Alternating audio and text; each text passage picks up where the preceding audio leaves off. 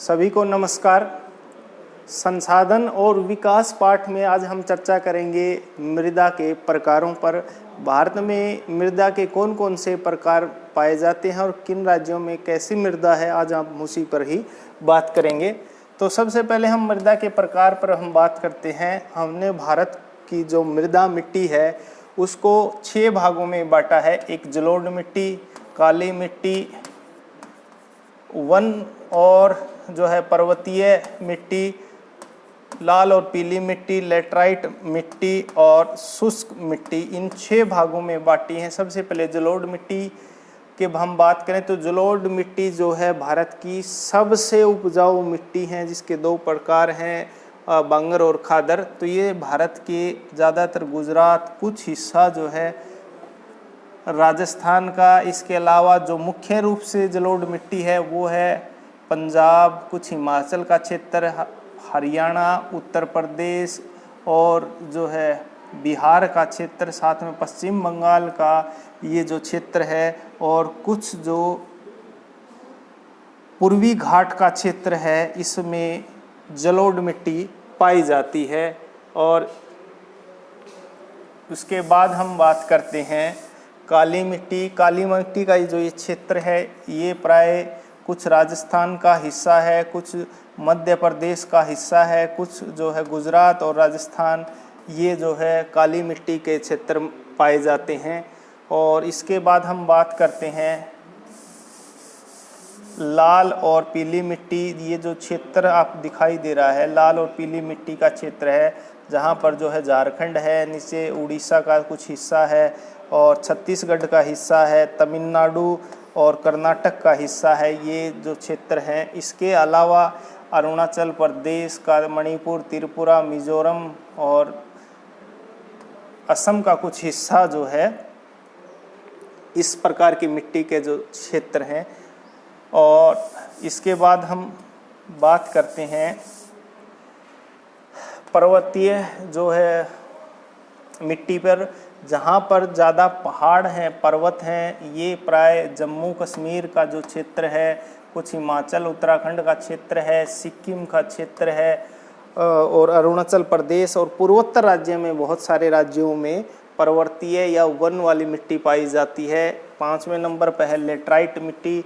और लेटराइट मिट्टी जो है वो कुछ हिस्सा पश्चिमी घाट के ऊपर है, कुछ पूर्वी घाट या इलायची की पहाड़ियों का क्षेत्र है, और कुछ देश के अनेक भागों में भी, राजस्थान, मध्य प्रदेश और गुजरात का हिस्सा जो टच हो रहा है वहाँ पे, और आंध्र प्रदेश का और उड़ीसा का कुछ क्षेत्र इसमें आते हैं। और लास्ट में अंतिम जो है वो है शुष्क मिट्टी, अर्थात सूखी जो मिट्टी भारत में प्राय राजस्थान के जो दक्षिण उत्तर दक्षिण का जो क्षेत्र है वो सारा का सारा शुष्क मिट्टी का क्षेत्र है। अब हम इन विशेषताओं पर बात करते हैं कि कौन सी मिट्टी किसके लिए अधिक उपयोगी है। हम सबसे पहले बात करेंगे जलोढ़ मिट्टी पे। और जलोढ़ मिट्टी का जो निर्माण हुआ है वो नदियों के द्वारा बहा कर लाए गए पदार्थों से हुआ है।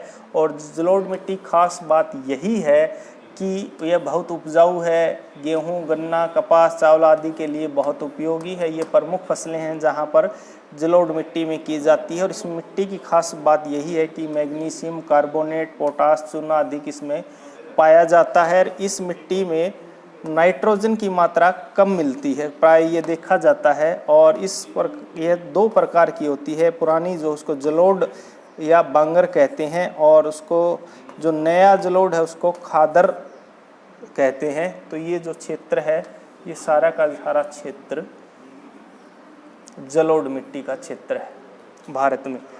और दूसरी मिट्टी है काली मिट्टी।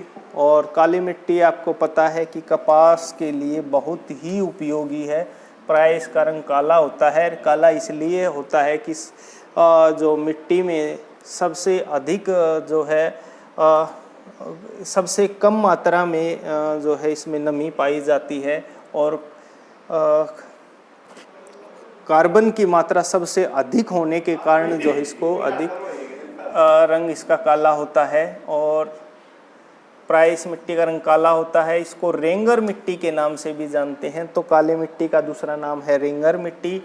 और तीसरी है कि कपास के लिए अधिक उपयोगी है। जो क्षेत्र है गुजरात, महाराष्ट्र और मध्य प्रदेश का ये जो क्षेत्र है, इसमें प्राय काली मिट्टी मिलती है। तीसरी महत्वपूर्ण मिट्टी है लेटराइट मिट्टी, जो फसलों के लिए अधिक उपयोगी नहीं मानी जाती है। और लेटराइट मिट्टी इसलिए नहीं मानी जाती कि क्षारीय तत्व अधिक होते हैं, जैसे मैग्नीशियम और फास्फोरस की कमी है। और इसका अर्थ यही है कि इसमें नमक या नून की मात्रा अधिक होती है। और इसमें प्राय जो खेती की जाती है, चूना या सिलिका जैसे महत्वपूर्ण तत्वों के इसके जो बह जाते हैं, उसके कारण जो है इनकी कमी हो जाती है। अगर इस मिट्टी में हम चूना, सिलिका आदि मिलाकर हम कुछ भागों में खेती कर सकते हैं। और चौथा लेटराइट मिट्टी की ये है कि ये मिट्टी अधिक नमी नहीं सोखती है, जिसके कारण इसकी उर्वरा शक्ति में भी कमी आती है। और ये जो क्षेत्र आप देख रहे हैं, ये सारा का सारा खासकर पूर्वोत्तर राज्यों में जो कम उपजाऊ भूमि है, और इसके अलावा जो दक्षिण पूर्व का जो हिस्सा है, इसमें भी कई राज्यों में इस प्रकार की मिट्टी पाई जाती है, जो अधिक उपयोगी फसल के लिए नहीं मानी जाती। तीसरी मिट्टी है लाल और पीली मिट्टी। लाल और पीली जो मिट्टी है, खासकर ऐसा पीला रंग और थोड़ा सा लाल रंग होता है। और यह मिट्टी उड़ीसा, छत्तीसगढ़, मध्य प्रदेश और गंगा के दक्षिणी छोर पर ये जो है मिलती है। और पश्चिमी घाट के पहाड़ी क्षेत्रों में भी ये जो है मिट्टी पाई जाती है। और लाल रंग इसलिए होता है, आग्नेय जो चट्टानें हैं उनका रूपांतरित होने के कारण, लौह धातु की अधिकता के कारण जो है इसका पीला रंग हो जाता है। और ये जल जो सोख लेती है, और इसका रंग जो है, इसमें लौह तत्व अधिक होते हैं, इस कारण जो रासायनिक क्रिया होती है, जिसके कारण इसका रंग लाल और पीला होता है। और लाल मिट्टी में खासकर जो है चावल, ज्वार, बाजरा, मक्का, मूंगफली और तंबाकू और फलों की पैदावार अच्छी हो जाती है, जो उनको लोहे और मैग्नीशियम की अधिक जो ज़रूरत पड़ती है इस प्रकार की फसल के लिए। तो आज हमने भारत में पाए जाने वाले मिट्टी के प्रकारों पर हमने डिस्कस किया, जो 6 प्रकार की थी, और किस राज्य में किस प्रकार की मिट्टी पाई जाती है। उम्मीद है आपको अच्छे से समझ में आया होगा। Thank you.